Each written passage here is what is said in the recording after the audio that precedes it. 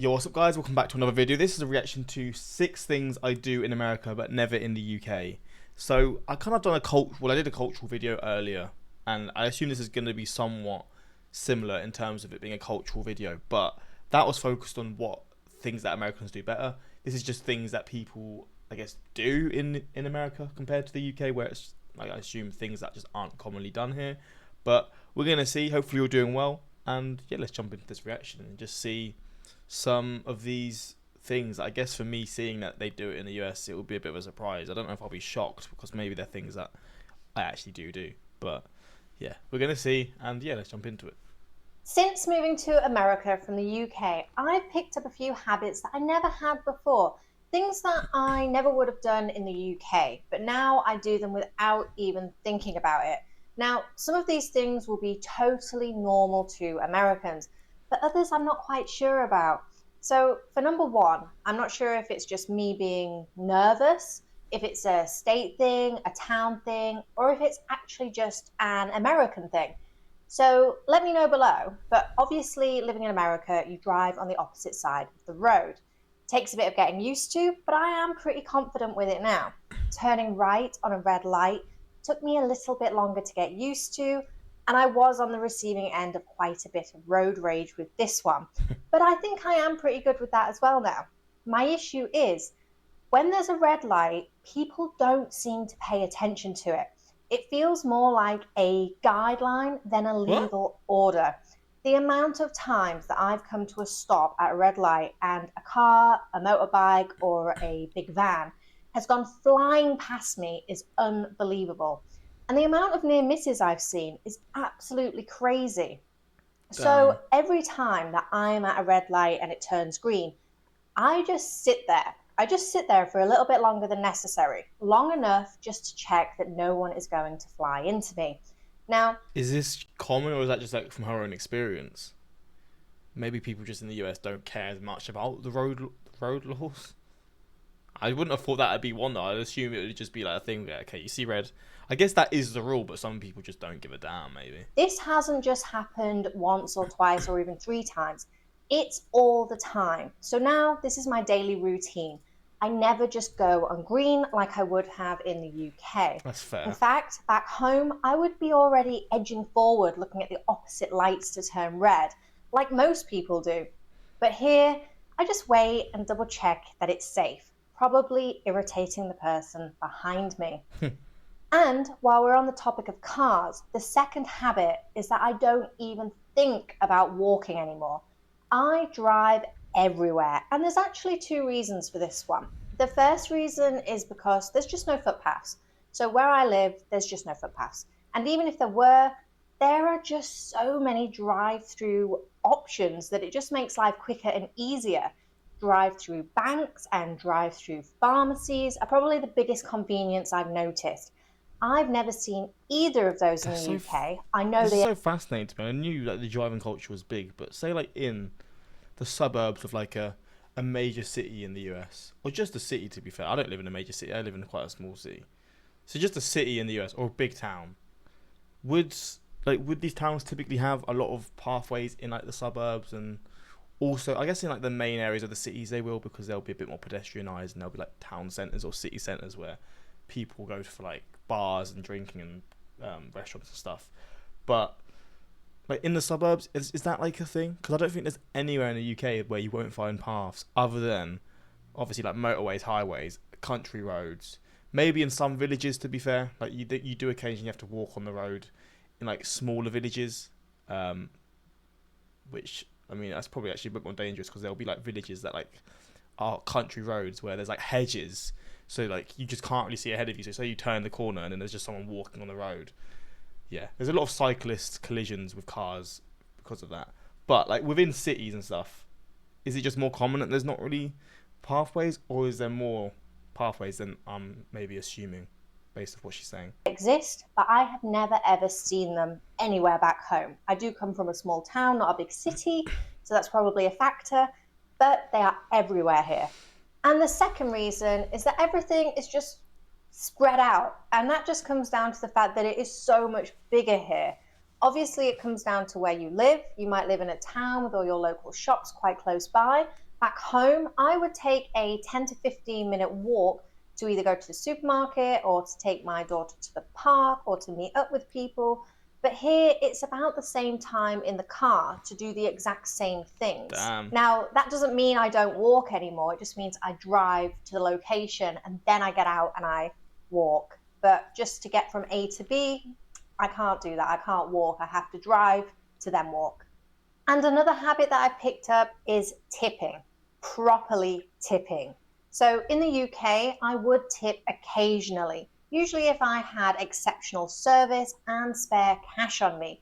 But it wasn't something I planned for. I'd never think ahead to have enough for 20%. I'd just leave the £5 note I had in my purse. And that's not because I'm not a tipper, it's just not part of our culture, not as much as it is here in the States. And I've never liked tipping on card. I've just never trusted that the staff actually get that money. But that is just me. I don't actually know if that's true, but I've just personally never liked to tip on card. That's fair enough. So here, I make a point of having enough cash on me to have a 20% tip whenever we go out. It's become part of the normal routine.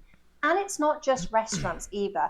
The hairdresser, the diner, anywhere that provides a service.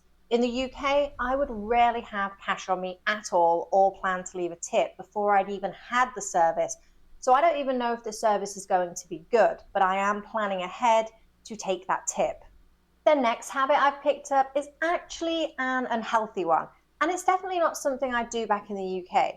And that's not because I'm super healthy, it's simply because the bacon is different.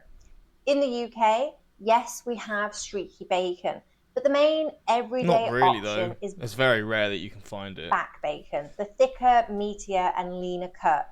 In America, it's all about that super crispy bacon, the kind that practically shatters as you bite it.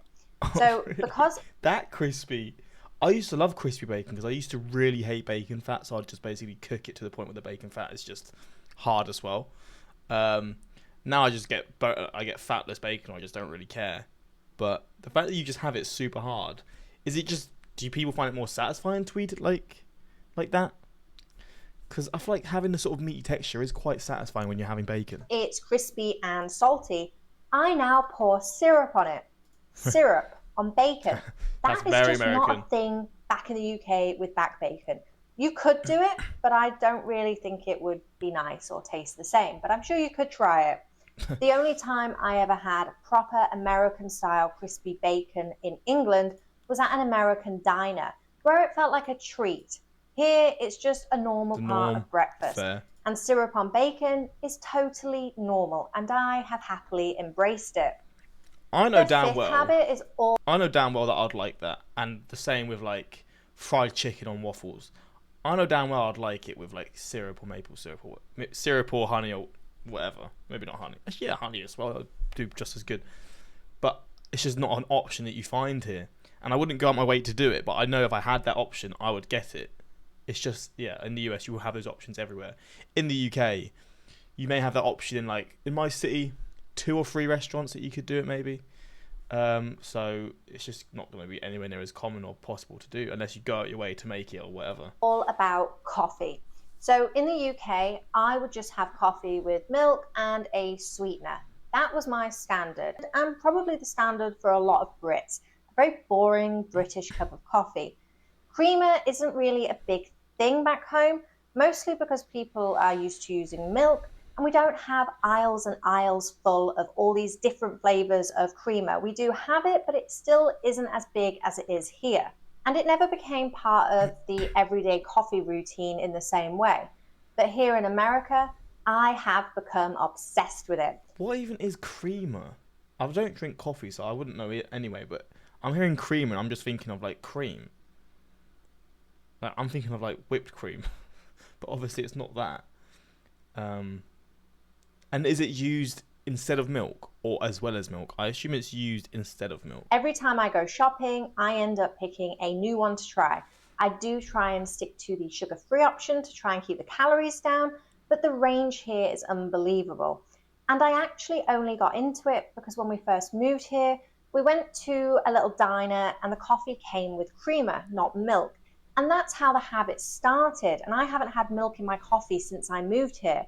So I'm absolutely hooked. It's just bigger here, bigger bottles, more choice. And now it is just completely part of my morning routine. And the last habit I've picked up is probably my favorite. In the UK, we do decorate. Of course we do, but not usually this early and not for every single season. To be fair, I've seen a few Christmas lights up on people's gardens. So here, every season has its own decor moment. Oh, she's just on about decorating in general, not just for Christmas. I was thinking about Christmas. Fair enough. And I've somehow collected a wreath for each one. A fall wreath, a summer wreath, Halloween decorations, all of it. And the timing, that's the biggest change. Halloween lasts for the entire month. Then the minute that it's over, Christmas begins. So we got home from our road trip still in November, and Christmas lights were already up. Trees were glowing in windows, wreaths on doors, full displays outside. It looks so cozy and festive. So of course I join in. And now I decorate early too. My Christmas tree is already up and all. I mean, I get it. Like, Christmas decorations in your house is so cozy. It makes you so happy. Like, I think pretty much every human, unless you just don't like Christmas, every human likes Christmas decorations up specifically because it's just so warm. Especially like when you live in like a colder climate, or at least where you live in a place where the winters are relatively cold. It just makes you feel good, to be honest. The decorations are out. I'm just waiting patiently for my husband to put the lights up outside. It just makes the excitement last longer. And with a 3-year-old, it is even more special. So if you relate to any of these, let me know in the comments. And if you're American, tell me if these are just totally normal to you, especially the red light situation. Well, there we go. These are just a few things, but to be fair, I definitely learnt a bit here. And it's just always fascinating to see what differences are and like what is like seen as like normal in a different place, and then things that I don't really do or aren't really done in the UK. In my high school driver's ed class, I learned that driver's ed class, I guess, in my high school driver's ed. Wait, the class in high school, or just when you were in high school? You have driver's ed class in high school in the US. Driver's ed class, I learned that when the lights turn green, look left, look right, then look left again before proceeding. That's so fascinating. I assume, based on that comment, they are saying that they have classes in school about driving. You don't have that in the UK. If that's what they're saying, maybe I'm just not reading it right. Right on red is pretty funny. I had a colleague visiting from the UK who screamed and nearly dove out the window when I made a right turn at a red light. Pretty fascinating. 20 or 25 years ago, you didn't even think about Christmas until after Thanksgiving. It's all commercialized now. The day after Christmas, they'll all be selling Valentine's stuff.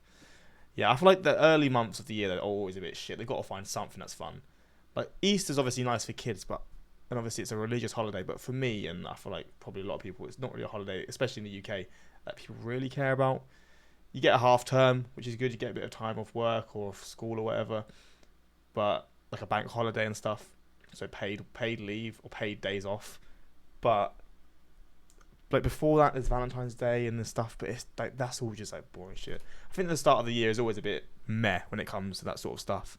So yeah, I don't even know where I'm going with that, but hopefully you guys enjoyed this reaction. And yeah, until next time, like, subscribe, and peace.